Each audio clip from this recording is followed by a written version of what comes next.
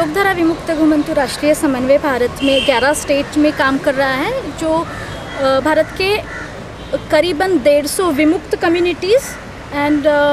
1,500 से ज़्यादा घुमंतु nomadic tribes, semi nomadic tribes के लिए काम करता है, जो पिछले 4 सालों से काम करता आ चुका है। विमुक्त घुमंतु लोगों के बीच में अवेयरनेस अवेकनिंग के प्रोग्राम्स लेते हैं। आपको पता होगा कि हालांकि 2.5 साल पहले गवर्नमेंट ऑफ इंडिया ने national commission for denotified nomadic and semi nomadic tribes बिठाया गया था। इन कम्युनिटीज़ के सोशो इकोनॉमिक उत्थान के लिए क्या क्या उपाय योजना हमें करनी चाहिए, इसके लिए तो इस कमीशन के चेयरमैन मिस्टर बालकृष्ण रेंके थे। उन्होंने 2.5 साल में अपना काम पूरा करके करीबन 76 रिकमेंडेशंस गवर्नमेंट को लास्ट ईयर अगस्त में सुपुर्द की है। हालांकि 1 साल हो गया इस रिकमेंडेशंस को गवर्नमेंट को सुपुर्द करने के बावजूद भी अभी तक गवर्नमेंट ने इसके ऊपर कुछ भी विचार या कुछ भी स्टेप्स लिए नहीं गए हैं। हमको उम्मीद थी कि 15 करोड़ आबादी इस कम्युनिटीज़ की है, जो गवर्नमेंट के सेंसस से पता चली है, सेंसस डिपार्टमेंट से पता चली है। तो इतनी बड़ी आबादी के लोगों को अभी तक गवर्नमेंट कुछ दखल नहीं ले रही है, इनके बारे में कुछ सोच नहीं रही है। सिर्फ एक कमीशन बिठाया गया, एक रिकमेंडेशंस मांगी गई, उसके ऊपर वो रिकमेंडेशंस के ऊपर कुछ तो होना चाहिए था, ये हमारी उम्मीदें थी। जैसे कि आपको पता होगा कि गवर्नमेंट ने 100 दिनों का एक प्रायोरिटी प्रोग्राम लिया था। हमें ऐसे लगा था कि वो प्रायोरिटी प्रोग्राम में इन लोगों के बारे में कुछ तो कहा जाएगा, इन लोगों के बारे में कुछ तो सुविधाएं या कुछ तो योजनाएं शायद फॉर्मुलेट की जाएंगी, लेकिन अभी तक उनके बारे में कुछ नहीं हुआ है। तो एक इन कम्युनिटीज़ को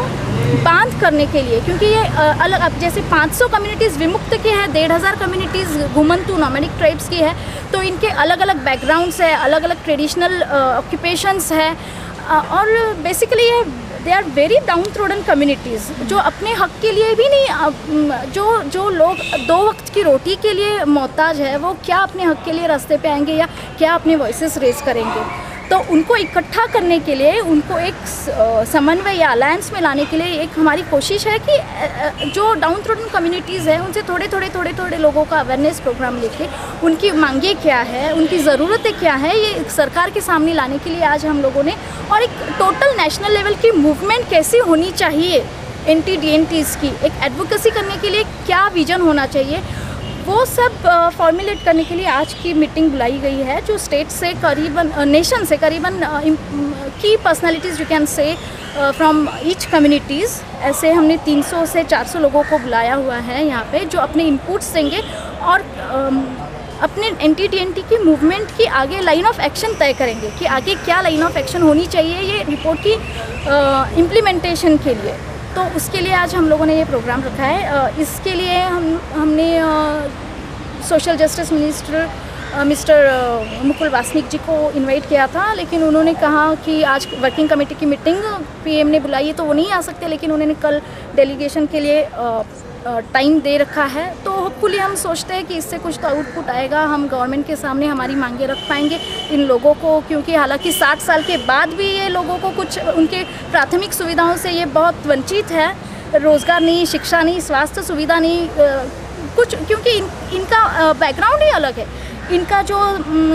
स्टिग्मा उनको क्रिमिनलिटी का है, नोमैड्स को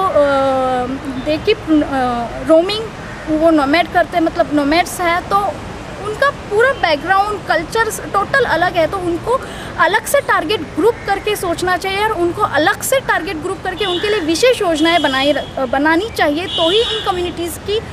कुछ डेवलपमेंट हो सकती है या मेन स्ट्रीम प्रोसेस में वो आ सकते हैं। तो उस हिसाब से हम लोगों ने ऐसे सोचा है कि शायद हम कुछ ऐसे